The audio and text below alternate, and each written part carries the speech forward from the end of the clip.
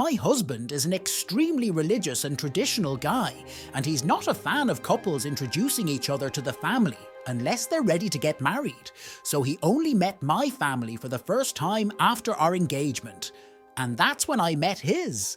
As well, I didn't grow up like this, but it's truly something that doesn't bother me, or else I wouldn't have married him. My brother used to date a different girl every month for 2 years.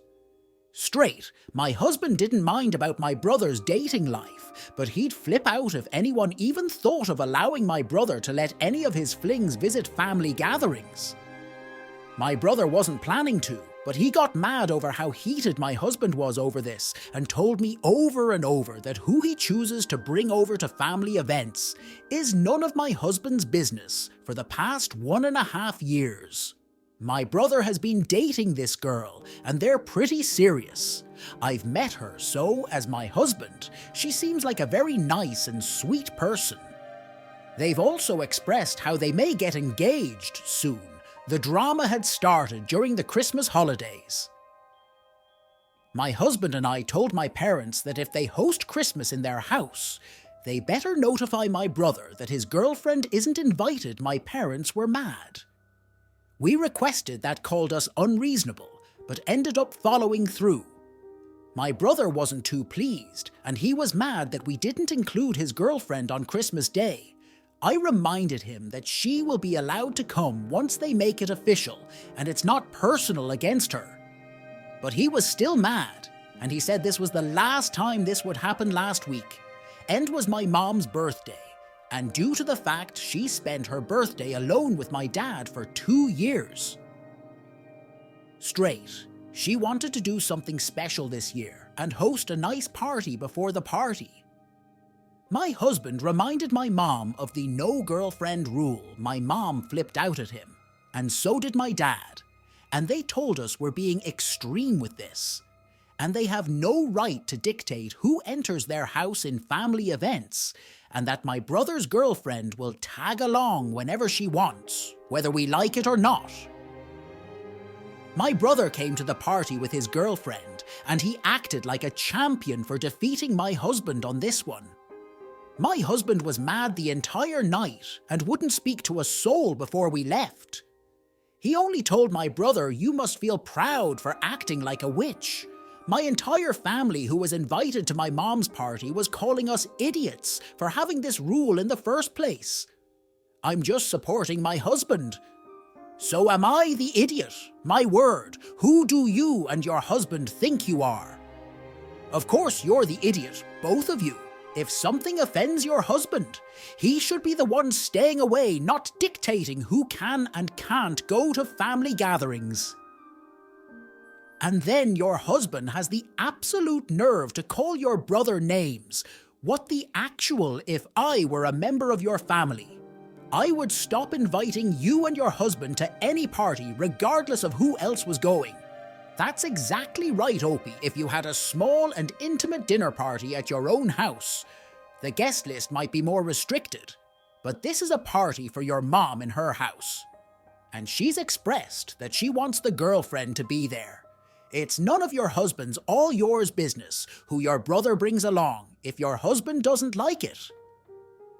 He can stay home. You are the idiot. And I doubt that your brother was acting triumphant any more than your husband was acting like a spoiled brat who didn't get to make the other kids follow his rules on the playground. Your husband was using his religion to do what religions love to do, enforce his own particular misogynistic and relational mores on other people, and you enabled it. So your hubby called your brother witch. It's the most religious thing to say to someone. I believe that what you meant is that your husband is extremely controlling and psychotic. Religion and tradition have nothing to do with this. He's brainwashed you into thinking this is okay behavior at all, you're the idiot, but your husband's a bigger one. My 52 female daughter, 26, is a huge animal lover. So is her husband. They have 2 dogs and 1 cat. They're always covered in dog hair. And surprisingly, the cat doesn't shed as much as the dogs. They have those roll stickers to clean dog hair from their clothes, and they do. But in their house, their carpets and couches need to be vacuumed every second day to keep them free of dog hair. I've got to admit, though, they keep their pets very clean and groomed after the dog walks. They have a ritual where they clean the dog's paws and hair that might have touched the ground. On Saturday, we had a little family get-together in our backyard. My daughter and her husband were present. My husband, my sister, her 2 daughters, their partners, and my brother and his sons. One of my brother's sons married his girlfriend of 1 year just before Christmas. At some point during the gathering, they started having a conversation about pets. One of my sister's daughters has a dog. My daughter has her pets. And as the convo went on, my nephew's wife made it clear how much she despises dogs and cats, and how she hates animals approaching her because she hates animal fur and can't stand when people have their pets that free in their houses. My niece with the dog surprisingly agreed with the nephew's wife, despite having her own dog. So then the cousins started talking about how they love pets, but they can't stand them on furniture and how they low-key find them gross. Etc. My nephew's wife pointed at my daughter and said, "Yeah, look, for example, I'd never be able to visit my daughter's name's house. She has 2 dogs and a cat. I can't imagine the dirt and fur in that place," to which my daughter aggressively replied, "Who said you'd be welcome in the first place? I didn't invite you, nor do I plan to." My nieces immediately told her that she was being rude and that my nephew's wife had a point. My sister then told her that she couldn't be serious, that she wouldn't invite people into her house because they don't like pets. My daughter insisted I wouldn't invite them. Why would I invite someone over if they think my place is gross? My sister told her that she could make 1 or 2 adjustments for her non-pet fan guests. For a few hours, my daughter said I could, but I don't have to. And I don't want to. That leaves us with the fact that none of you are ever welcome in my house. I called my daughter out on her behavior and told her she was rude. She told me to shut up, and I'm an idiot for defending people who pointed at her and insulted the way she chooses to live in her house. She then left with her husband. My husband also said I was the idiot and I had no reason to call out our daughter because she was just defending herself. So am I the idiot for this? You are the idiot. Your daughter didn't start this rudeness. But she sure as heck finished it, and actually a lot nicer than most people would have if you point at someone and say, "I hate your pets and I think your home is gross and filthy." Then you don't get to be offended when they say you're not welcome in their home. Yep. If someone said this to me, I would have the same reaction. My pets are my family. That does not mean my house is filthy. But you can stay away from my house if you think my family is inherently gross. This was a completely unprovoked attack on the daughter. However, I think she handled herself well. Considering also, I don't seriously hope that Opie thinks her daughter will want to be around her anymore after just feeding her to the wolves like that and then getting mad at her when she dares to try and defend herself. I've never been able to understand the people that think other people can be rude and disrespectful.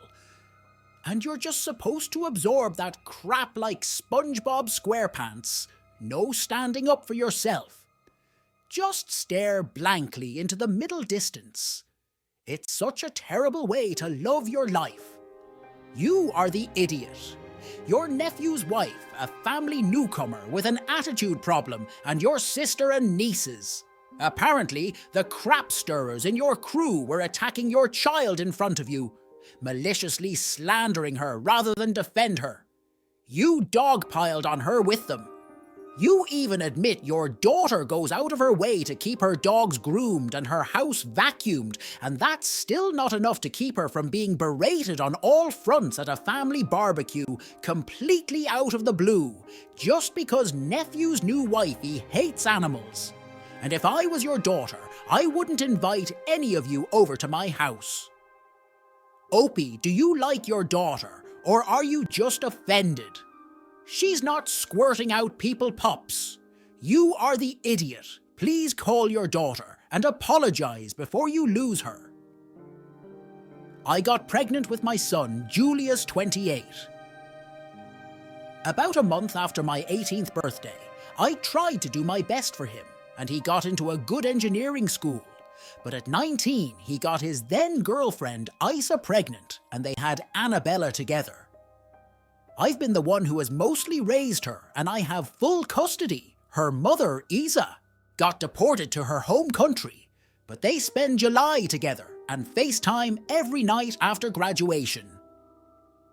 Julius got married to his girlfriend, Katya, and they have 2 wonderful boys together. Unfortunately, Annabella lives with me, and not with them. The thing is, Julius never spends any time with Annabella.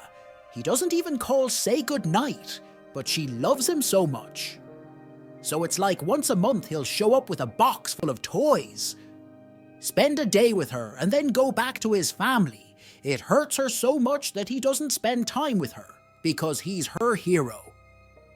I'm just grandma, and no, he doesn't act this way because of his wife catcher would love to have Annabella move in with them. She once brought up the idea, and she went on about all the things they could do together.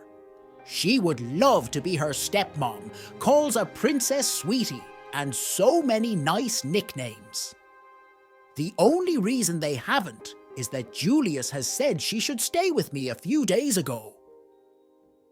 Julius told me that he and Catcher were planning a trip to Disneyland in August. I said to him that Annabella would be so excited and he should tell her on her birthday, and he just blankly told me she was not coming. And the trip was for his boys. I made it clear to him that he needed to bring her on the trip, and he just called me an idiot, which he's never done before, for trying to control him.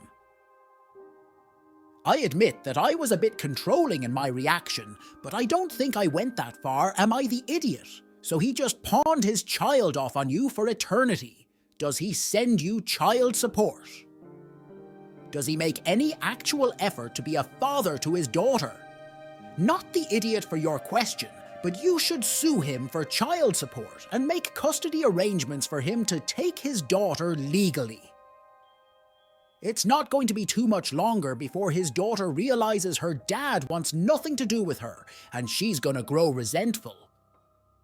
I'm thinking he wants nothing to do with his daughter, because she's a girl, and he has a perfect family with 2 boys. I'm sorry, but what's custody? Like legally, I'd be concerned about the what if of something happening. He obviously doesn't care for her, and him being the one in control of those decisions sounds scary. You can't force your son to be a good dad or a good human being, but not the idiot for trying. I suppose you don't have the money to take your granddaughter to Disney World. You're not just grandma, you're Annabella's main guardian. Your son abdicated his position as a parent. Is therapy an option? Her dad has already hurt Annabella. She subconsciously knows she's least loved. I think the moment your son refused to take in Annabella, he should have been cut out of her life, but I get that it's easier said than done. I don't get how his wife can lie beside him at night. The last man I would want to build a family with is one who abandons his child. You are not the idiot he seems to enjoy, pretending his little tryst with Iser never happened, and you were there to clean up his mess, so he never had to assume any responsibilities. For her sad, I'm so sorry. I think you need to accept that your son doesn't love his daughter and never wanted her, that he's never going to take her to live with him. and that you're going to be the only parent that kid will have my daughter teen just recently cheated with her sister's nearly adult boyfriend. Nearly adult to say this was a shock was an understatement. My oldest was completely heartbroken and shattered that her sister did that to her, not to mention she was also heartbroken by her boyfriend. On the other hand, my youngest is now saying that they're dating and that it couldn't be helped they fell for each other and her sister should try to be understanding. I was stunned that she dared to say such a thing and sent her up to her room while she tried to console my older. She can't stand to be in the same house as her sister. And I decided the best thing for now is to give their relationship some space. My girls have 2 different dads. So I told my younger one's dad what was going on, and he understood and agreed to take her for a few weeks.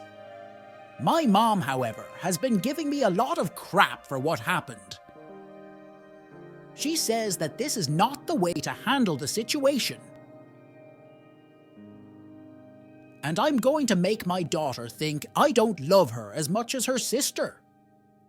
She says that since I'm the adult, I shouldn't be choosing sides and shouldn't have kicked her out, especially because she didn't want to go. I'm feeling a bit conflicted about this. On the one hand, I have siblings myself and could never imagine doing this to one of them if they did. That to me, I would never forgive them. And if this was someone else like a friend, I would tell them never to let their sister back in their life because she has no respect or value for them and was willing to throw away that relationship for something that may not last. On the other hand, she's my daughter. And I don't want her ever to think I don't love her or prefer her sister. I also want my kids to have a good relationship with each other. But I can't pretend I like the person she's become to do this to her sister. I'm trying not to let the anger of her actions cloud my judgment, but I've never been angrier at one of my kids. I know she's a teenager, and teenagers do dumb things, but I would never have done this even at that age. Plus, what kind of signal would it send to my older daughter if I just overlooked what her sister did to her? I've asked my family and friends for their opinions, but while some agreed with me, others disagreed, and I just don't know what's right. I just feel so conflicted sending her to her dad while you consult. Your other daughter is a sensible thing to do. You are not the idiot for separating your daughters while emotions are still high and giving them both a break from each other. It depends on how you follow this up. Though they both need to rebuild the relationship, and you can be a crucial part of that process. I have no advice on the younger and the boyfriend. Though, what a crap show you are, the idiot. I'm sorry, but even if your older daughter was hurt, her feelings don't get to dictate where her sister gets to live. All that does is show the younger one that if she screws up, she's out of the house. You don't kick your kid out over boy trouble. You are the idiot, you are a parent, and you have picked aside time for you to admit you messed up. Go pick up your child and get into family therapy. ASAP. Your child may never forgive you. Are you ready for that? You think her sister's betrayal hurts your child, and yet you haven't considered that you've betrayed your own child. Their relationship is damaged. It may be beyond repair. Neither has any more right to live in their family home. The consequences of her actions will be long and hard. As a parent, don't make it harder. I had a bad childhood with an abusive mother, and I'm trying to do better with my kids since I didn't have a good example to follow. I second-guess myself a lot. My young child was behaving badly today. He kept going into the bathroom and playing in the water, then filling containers and spilling them. We have tile throughout the house, and the water makes it slippery. I made him clean up his mess repeatedly and told him to stay out of the water. He has a water table outside to play with, but wet floors are a hazard sure enough when I was doing laundry. I heard my daughter toddler start crying. I rushed to her and the floor was wet and she was flat on her back with a bump forming on her head. My son had been playing with water again.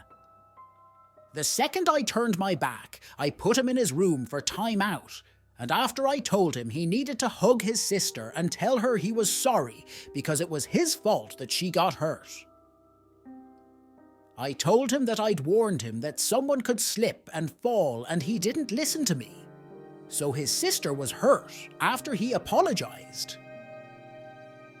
I sent the kids to go play while I made dinner. Later, I was telling my husband about my day as we do and told him what happened. He said I mishandled it and it could be considered emotional mistreatment. I hadn't considered it from that angle. And now I'm not sure I thought it was important for my son to understand the consequences of his actions, and to know that even if he didn't mean it, he was responsible for his sister's injury. But I don't want to be like my mother. So am I the idiot for telling my son that it was his fault that his sister got hurt? Not the idiot that's not emotional mistreatment.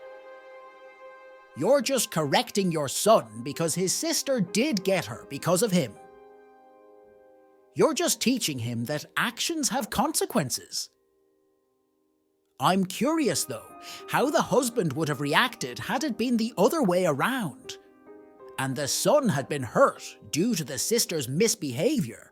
What exactly did your husband want to happen besides this banal problem that you solved? I think you handled this just fine. It was his fault that she got hurt telling him. A fact is not emotional mistreatment. Jesus Christ. Your husband needs to get off the internet and learn what words mean.